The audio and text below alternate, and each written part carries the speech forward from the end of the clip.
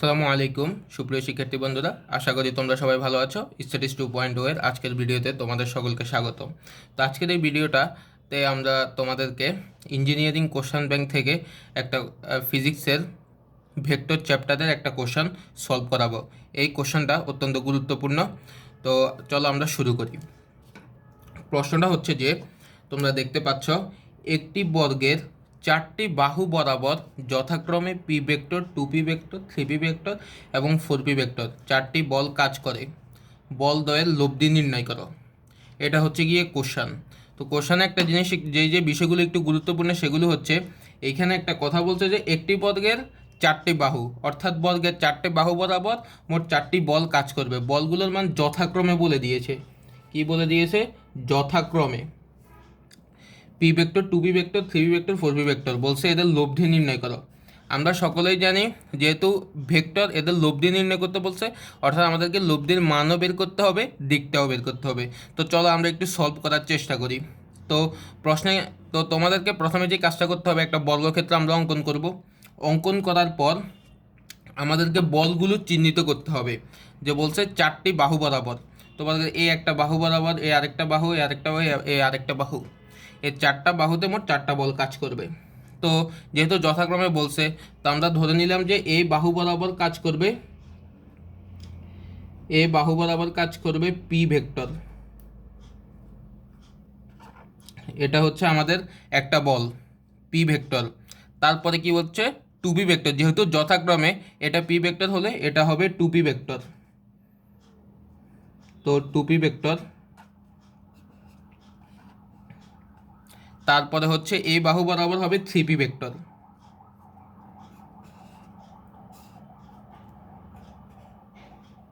Three P vector আরেকটা বাহু বরাবর হচ্ছে ফোর পি ভেক্টর।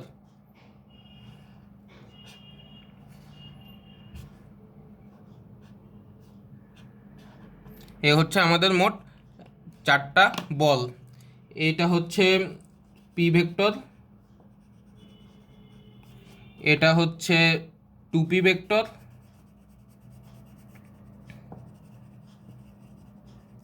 এটা হচ্ছে থ্রি পি ভেক্টর। এগুলো হচ্ছে সবগুলো বল, আর এটা হচ্ছে ফোর পি ভেক্টর। তাহলে এখন তোমরা অনেকেই প্রশ্ন করতে পারো যে এটা এটা আমি লিখলাম পি ভেক্টর, এটা হচ্ছে টু পি ভেক্টর, এটা হচ্ছে থ্রি পি ভেক্টর, এটা হচ্ছে গিয়ে ফোর পি ভেক্টর। এখন তোমরা প্রশ্ন করতে পারো এটা পি ভেক্টর ধরেছি, এটা থ্রি পি ভেক্টর ধরিনি কেন, মানে উল্টোপাল্টা করে ধরিনি কেন? কারণ এখানে বলে দিয়েছে যথাক্রমে, অর্থাৎ একটি বর্গের একটা বাহু বরাবর যদি পি ভেক্টর নাও, তারপর একটা টু পি হবে, তারপর একটা থ্রি পি হবে, তারপরে বাহু বরাবর ফোর পি হবে। হলো। এখন এই বলদের লব্ধি বের করার জন্য অনেকগুলো নিয়ম আছে, আমি তোমাদেরকে সবচেয়ে ইজিয়েস্ট হয়ে দেখাচ্ছি, যেটার মাধ্যমে সময় অনেকটুকু বেঁচে যাবে।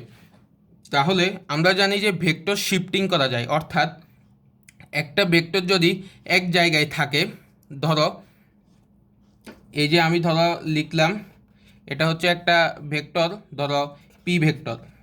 এটা হচ্ছে পি ভেক্টর। পি ভেক্টরটাকে আমি চাইলে সরিয়ে এই পাশেও তো লিখতে পারি, পি ভেক্টরটাকে সরিয়ে আমি এই পাশেও লিখতে পারি। তেমনি ধরো এটা আরেকটা ভেক্টর, ধরো জেড ভেক্টর।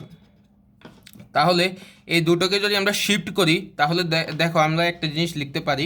এটি হচ্ছে যে পি ভেক্টর আমরা এখানে লিখলাম, আর জেড ভেক্টরটা যেহেতু উপরের দিকে মুখ করা, সেই জন্য সেটাকে আমরা এই জায়গায় এভাবে লিখতে পারি। কিন্তু পি ভেক্টর, জেড ভেক্টর, এতে কিন্তু ভেক্টরের মানেরও পরিবর্তন হয় না, দিকেরও পরিবর্তন হয় না। পি ভেক্টর যেদিকে আছে সেই দিকে আছে, জেড ভেক্টর যেদিকে আছে সেই দিকে আছে, শুধু আমরা শিফট করে একটা স্থানে নিয়ে এসেছি, দোনোটার আদি বিন্দু একটা জায়গায় নিয়ে এসেছি।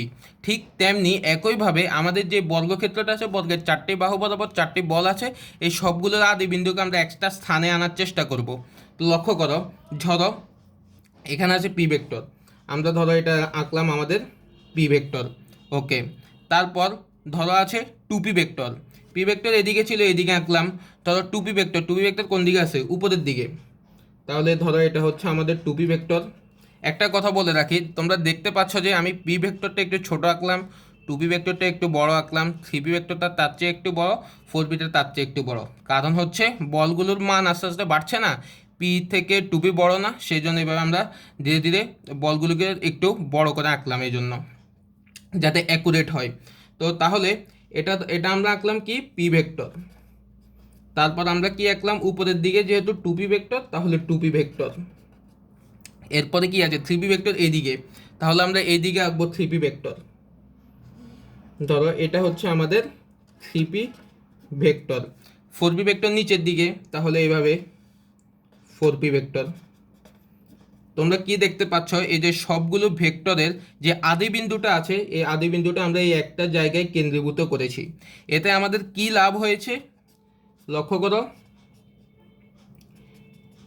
এই যে আমরা এই চিত্রটা থেকে এই চিত্রতে আসতে পারলাম। এইবার লক্ষ্য করো, আমরা কি একটা কথা বলতে পারি কি না যে এইদিকে টু পি ভেক্টর কাজ করছে, এদিকে ফোর পি ভেক্টর কাজ করছে, তাহলে তাহলে আমরা এই দুইটা বলের লব্ধিটা কোন দিকে পাবো, এদিকে পাবো। ধরো তোমার দুইটা বন্ধু, একজনের একটু স্বাস্থ্য ভালো আর একজনের একটু স্বাস্থ্য কম, মোটা চিকন আর কি। তো একজন মোটা বন্ধু তোমাকে ডান দিকে টানছে এবং যার স্বাস্থ্য একটু কম সে তোমাকে বাম দিকে টানছে। তাহলে যার স্বাস্থ্য একটু বেশি তার নিশ্চয়ই বল একটু বেশি থাকবে, তো সে তোমাকে টেনে ডান দিকে নিয়ে যাবে। বাম দিকের বলটা কিছুটা বাম দিকের বন্ধু তোমাকে নিতে পারবে না। ঠিক তেমনইভাবে এইদিকে যদি একটা টু পি ভেক্টর কাজ করে উপরের দিকে এবং নিচের দিকে ফোর পি কাজ করে, তাহলে আমরা আলটিমেটলি কী পাবো, নিচের দিকে পাবো টু পি ভেক্টর, অবশ্যই বিয়োগ হবে। ঠিক একইভাবে যদি তোমাদেরকে ডানে পি ভেক্টর কাজ করে এবং বামে থ্রি পি ভেক্টর কাজ করে, তাহলে যেহেতু বাম দিকের বলটা বেশি, তাহলে পি ভেক্টরটা মিনিমাইজ হয়ে যাবে, এদিকে টু পি ভেক্টর কাজ করবে। তাহলে এই চিত্র থেকে আমরা এটা পেয়েছিলাম সবগুলো আদিবিন্দু যোগ করে। তারপর এইখান থেকে বিভিন্ন প্রশমিত করার পর আমরা চিত্রটা কী পেয়েছি, এই চিত্রটা আমরা পেয়েছি, এইটা যেটা হচ্ছে আমাদের আসল চিত্র। এবার তোমাদের কাজটা একেবারে সহজ হয়ে গেছে। এটা আমরা সকলেই কি জানি, এটা হচ্ছে 90 ডিগ্রি। তাহলে এই দুইটা ভেক্টরের লব্ধি আমরা কীভাবে বের করি, যদি আমরা একটা সামান্তরিক আঁকাই, তাহলে সামান্তরিকের কর্ণ বরাবর, এটা হচ্ছে আমাদের সেই কর্ণ, এটাই হচ্ছে গিয়ে আমাদের সেই লব্ধিটা। আর আমরা সকলেই জানি দুটি ভেক্টরের লব্ধি আমরা কোন সূত্র দিয়ে বের করি। সূত্রটা হচ্ছে যে লব্ধি equal to root over of P square plus Q square plus two P Q cos alpha. Cos alpha হচ্ছে দুটি ভেক্টরের মধ্যবর্তী যে কোণটা। তো ঠিক সামনে আমরা এখন লব্ধি ভেক্টরের মানটা বের করব। আমাদের এখন দুইটা বলে আমরা চলে আসছি, অবশ্যই ভেক্টর সাইন দিতে হবে। তো লব্ধি ভেক্টরের মানটা যদি আমরা বের করি, তাহলে যেহেতু আমরা মান বের করব, তাহলে আমরা লিখতে পারি যে রুট ওভার অফ একটার ভ্যালু হচ্ছে টু পি, তাহলে টু পি স্কোয়ার, আরেকটাও টু পি স্কোয়ার, তারপর হচ্ছে two P Q cos alpha. তো একটার ভ্যালু হচ্ছে টু পি, আরেকটার ভ্যালু হচ্ছে টু পি। আর ভেক্টর দ্বয়ের মধ্যবর্তী কোণ আমরা এখানে কি দেখতে পাচ্ছি, 90 ডিগ্রি লম্বভাবে আছে, তাহলে কস 90 ডিগ্রি। তাহলে কস 90-র ভ্যালু আমরা সকলেই জানি 0, তাহলে এটা সম্পূর্ণ 0 হয়ে যাবে। আমরা এখানে কি পাবো, root over of 4p square plus 4p square equal root over of 8p square. তাহলে এটাকে যদি আমরা ভেঙে লিখি, তাহলে 2√2p। এটা হচ্ছে কি আমাদের লব্ধি ভেক্টরের মানটা, লব্ধির মানটা, যেটা আমাদের প্রশ্নে বলা ছিল যে বলদ্বয়ের লব্ধি বের করো।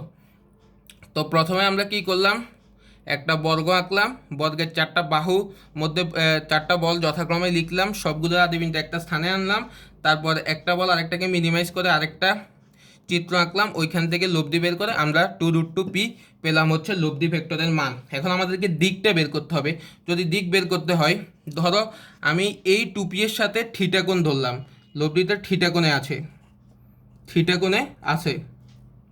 কোণে আছে, তাহলে আমরা সকলের সূত্রটা জানি কি, tan থিটা ইকুয়াল টু, যেহেতু এই দুইটা কোণ এই দুইটা বল লম্বভাবে আছে, সেহেতু আমরা লিখতে পারি tan থিটা ইকুয়াল টু লম্ব বাই ভূমি। এখানে লম্বটার কি, থিটার বিপরীত বাহু, এটা হচ্ছে লম্ব, এটার ভ্যালু কত 2p না, তাহলে tan থিটা ইকুয়াল টু লম্ব বাই ভূমি, এটার ভ্যালু হচ্ছে 2p, এটা হচ্ছে গিয়ে লম্ব। আর ভূমি কোনটা, এই যে এটার ভ্যালু হচ্ছে 2p। তাহলে আমরা লিখতে পারি tan theta equal to 2p by 2p। অর্থাৎ লম্ব বাই ভূমি। তাহলে এখন আমরা লিখতে পারি থিটা ইকুয়াল tan ইনভার্স 1। এটা আমরা সকলেই জানি, এটার মান আসবে কি যে 45 degree. tan theta equal two 2p/2p, লম্ব বাই ভূমি। তো সেহেতু theta equal two tan inverse 1 45 degree. এখন এখানে একটু লক্ষ্য করো, আমরা থিটা কোণটা কার সাথে ধরেছিলাম? এই 2p এর সাথে না, 2p এর সাথে। একটু লক্ষ্য করো, যখন আমরা মিনিমাইজ করলাম তখন আমরা এই অংশটা পেলাম না, অর্থাৎ লব্ধিটা এই বরাবর কাজ করবে না। এটা হচ্ছে আমাদের সেই লব্ধিটা। অর্থাৎ সবগুলোকে যখন আমরা একটা আদিবিন্দুতে আনলাম, আদিবিন্দুতে আনার পর মিনিমাইজ করে এই চিত্রটা পেলাম। এই চিত্রটার এইখানে যদি আমরা লক্ষ্য করি, আমরা লব্ধিটা এই দিকে পাচ্ছি, এই দিকে। তাহলে অর্থাৎ যদি আমরা আগের চিত্রে ফিরে যাই, আমরা লব্ধিটা পাবো এইখানে। আর যেহেতু এই ভেক্টরের সাথে থিটা কোণটা ধরেছি দিক বের করার জন্য, অর্থাৎ এটার সাথে আমরা থিটা কোণ ধরেছি। এখন তোমরা যে কথাটা লিখবে, যে মানটা তো আমাদের বেরিয়ে গেল 2√2p, কিন্তু যখন থিটার ভ্যালুটা আমরা 45 ডিগ্রি বের করলাম, এখন প্রশ্ন হতে পারে যদি 45 ডিগ্রি না এসে অন্য কিছু হতো তাহলে তো আমরা লিখতে পারতাম না। যেহেতু 45 ডিগ্রি আসছে, সেহেতু আমাদেরকে বলতে হবে কোন বলের সাথে 45 ডিগ্রি কোণে থাকবে এবং কোন দিকে থাকবে। সেই জন্য আমাদেরকে আনসারটা লিখতে হবে 3p এর সাথে 4p এর দিকে 45 ডিগ্রি কোণে এই লব্ধি ভেক্টরটা থাকবে। আমরা লিখব 3p এর সাথে 4p এর দিকে, 3p ভেক্টরের সাথে 4p ভেক্টরের দিকে আমাদের এই লব্ধিটা থাকবে। যেহেতু আমরা এখানে থিটা ধরলাম, আর এই লব্ধিটা এই দিকে মূলত 3p এর সাথে 4p এর দিকে 45 ডিগ্রি কোণে থাকবে। আশা করি আমরা বুঝতে পেরেছি যে এইভাবে প্রশ্নটা থাকলে আমরা কিভাবে আনসারটা লিখব। এখন অনেকের মনে প্রশ্ন হতে পারে যে আপনি চিত্রটা এভাবে এঁকেছেন কেন? চিত্রটা তো এইভাবেও আঁকা যেতে পারতো, যেমন আমি এই বাহু বরাবর 4p ভেক্টর ধরেছি, তারপর 2p। এখন অনেকে প্রশ্ন করতে পারে যে এই বাহু বরাবর যদি আমি 2p ধরি তাহলে আনসার কি সেম আসবে? ধরো তুমি এই বাহু বরাবর 2p ধরলা, তারপরে বাহু বরাবর কিন্তু 3p ধরতে হবে। কেননা আমাদের কোশ্চানে কিন্তু বলা আছে যে যথাক্রমে P vector, 2p vector, 3p 4p। যদি প্রথমে তুমি 2p ধরো, তারপরেরটা নিশ্চয়ই 3p হবে, তারপরটা নিশ্চয়ই 4p হবে, তারপর আবার p হবে। ঠিক একই রকমভাবে এখানে যদি তুমি 2p ধরো, তারপরেরটা 3p ভেক্টর, তারপরেরটা 4p ভেক্টর, তারপরেরটা p ভেক্টর। তাহলে এখানে আমরা আগের মতো যদি চিত্রটা অঙ্কন করি, সবগুলো আদিবিন্দু একটা স্থানে আনি। এটা হচ্ছে গিয়ে আমাদের 2p ভেক্টর, তারপরে উপরের দিকে 3p ভেক্টর। ধরো এটা হচ্ছে আমাদের সেই 3p ভেক্টর, বাম দিকে আবার 4p ভেক্টর, ধরো 4p ভেক্টর, তারপর নিচের দিকে আবার p ভেক্টর, ধরো এই হচ্ছে আমাদের p ভেক্টর। এখন তোমরা এই সবগুলোকে মিনিমাইজ করো। যদি p নিচের দিকে থাকে, উপরের দিকে 3p থাকে, তাহলে উপরের দিকে আমরা কি পাবো? 2p ভেক্টর পাবো। ঠিক একইভাবে বাম দিকে 4p, ডান দিকে 2p থাকলে আমরা বাম দিকে লব্ধিটা পাবো, এই দুইটা বলের কি পাবো? 2p পাবো, 2p ভেক্টর পাবো। এখন এই যে দুইটা বল আসলো, এগুলো 90 ডিগ্রি কোণে আছে, তো এটা লব্ধিটা মাঝ বরাবর যাবে। অর্থাৎ যদি আমরা একটা সামান্তরিক আঁকি, সামান্তরিকের কর্ণ বরাবর এই লব্ধিটা যাবে। তো এখন তুমি এই লব্ধির মানটা যদি বের করো, সেই 2√2p তো আসবে, লব্ধিটা তো 2√2p তো আসবে। এখন তোমাদের মনে প্রশ্ন হতে পারে যে দিকটা কি ঠিক থাকবে? দিকটা আমরা tan থিটার ভ্যালু ইকুয়াল টু লম্ব বাই ভূমি দিয়ে 45 ডিগ্রি বের করতে পারি। কিন্তু আগে যেরকম আমরা পেয়েছিলাম, যে আনসারটা আমরা পেয়েছিলাম কোণের ভ্যালুটা 3p এর সাথে 4p এর দিকে, এটা কি ঠিক আছে কিনা লক্ষ্য করো। যদি 2p এদিকে থাকে আর লব্ধিটা এদিকে যায়, তাহলে এই চিত্রে লব্ধিটা কি এদিকে যাবে না? খেয়াল করে দেখো, লব্ধিটা তো এদিকেই যাবে। তাহলে যেহেতু আমরা এইটার সাথে থিটা কোণ ধরবো, তাহলে এই যে 3p এর সাথে থিটা, 3p এর সাথে 4p এর দিকে লব্ধিটা থাকবে 45 ডিগ্রি কোণে। তো একই রকমভাবে এই চিত্রটাও যদি আমি তোমাদেরকে দেখাই, এটা যদি 3p ধরো, এটা 4p, এটা p, এটা 2p, এইভাবে হবে। তাহলে এদিকে যদি 3p হয়, 3p ভেক্টর, বাম দিকে হবে p ভেক্টর, এই যে ধরো আমি পি ভেক্টর নিলাম, তারপর উপরের দিকে আছে 4p ভেক্টর, ধরো 4p ভেক্টর আঁকলাম, তারপর নিচে আছে 2p ভেক্টর, ধরো 2p ভেক্টর নিলাম। তাহলে এখন একটু লক্ষ্য করো, যদি পি ভেক্টর বামে 3p ভেক্টর ডানে থাকে তাহলে মিনিমাইজ হয়ে এদিকে 2p থাকবে, 2p ভেক্টর থাকবে। উপরের দিকে 4p, নিচে 2p থাকলে তাহলে উপরের দিকে কি থাকবে, 4p ভেক্টর থাকবে। অর্থাৎ 4p 2p থাকলে মিনিমাইজ হয়ে উপরে 2p থাকবে না, অবশ্যই 2p ভেক্টর থাকবে। এবার যদি আমরা লব্ধিটা বের করি, লব্ধিটা নিশ্চয়ই বরাবর হবে। এবার তুমি থিটা কোণ ধরো এইটার সাথে, তুমি চাইলে কিন্তু থিটা এইটার সাথেও ধরতে পারো, এই বরাবরও থিটা ধরতে পারো। তখন তাহলে এখন এই লব্ধিটাকে যদি উপরে উঠিয়ে নিয়ে যাও, উপরের চিত্রে উঠিয়ে নিয়ে যাও, তাহলে লব্ধিটা কি এইটা হবে না? অবশ্যই এইটা হবে।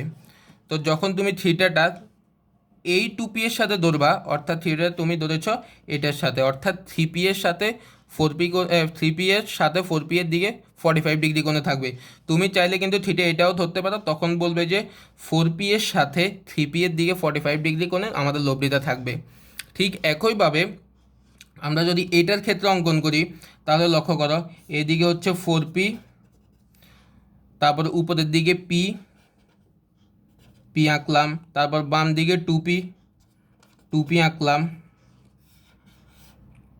তারপরে হচ্ছে গিয়ে নিচের দিকে 3p ভেক্টর আঁকলাম। যদি এখন আমরা মিনিমাইজ করা শুরু করি, যে বাম দিকে 2p, ডান দিকে 4p, তাহলে আমরা ডান দিকে পাবো 2p ভেক্টর। তারপর উপরে 3p, নিচে 3p, তাহলে নিচের দিকে আমরা 2p ভেক্টর পাবো। লব্ধিটা কোন দিকে হবে? এই দিক বরাবর, লব্ধিটা নিশ্চয়ই এই দিক বরাবর হবে। তো এখন যদি আমরা থিটা ধরি, এটার সাথে যদি থিটা ধরি, তাহলে লব্ধিটা কিন্তু আমরা এদিকেই পাবো, যদি এটা আমরা লক্ষ্য করি। আর থিটাটা আমরা এটার সাথে ধরেছি, অর্থাৎ 3p এর সাথে 4p এর দিকে 45 ডিগ্রি কোণে থাকবে। অর্থাৎ আমরা তো বের করতে পারবো ঠিক একইভাবে, কিন্তু অনেকের প্রশ্ন থাকে যে আমি যে পি ভেক্টরটা ধরেছি এই বাহু বরাবর ধরেছি, অন্য বাহু বরাবর নিলে কেমন হবে? সেই জন্য এরকম মোট 4ভাবে হতে পারে, একটা তো দেখালাম, আর বাকি 3ভাবে হচ্ছে এরকম। এভাবে মোট তুমি অর্থাৎ যেভাবেই যে বাহু বরাবরই P vector, 2p vector, 3p vector, 4p vector ধরো না কেন, মান কিন্তু সেম আসবে, দিকও কিন্তু সেম আসবে। আমি এখানে সবগুলো দিক 3p এর সাথে করে দেখিয়েছি, সবগুলো দিক কী করেছি, 3p এর সাথে করে দেখিয়েছি। 3p এর সাথে 4p এর দিকে 45 ডিগ্রি কোণে। তুমি চাইলে 4p এর সাথে থিটা কোণ ধরে বলতে পারো 4p এর সাথে 3p এর দিকে 45 ডিগ্রি কোণে আমাদের লব্ধিটা থাকবে। তো বন্ধুরা, আশা করি তোমরা আমাদের কোশ্চেন ব্যাংক সলভের প্রথম পর্বের আজকের এই কোশ্চেনটা তোমরা বুঝতে পেরেছো। এই কোশ্চেনটা কিন্তু ইম্পর্টেন্ট, পরীক্ষায় আসতে পারে। তো ধন্যবাদ, আসসালামু আলাইকুম, দেখা হচ্ছে পরবর্তী ভিডিওতে।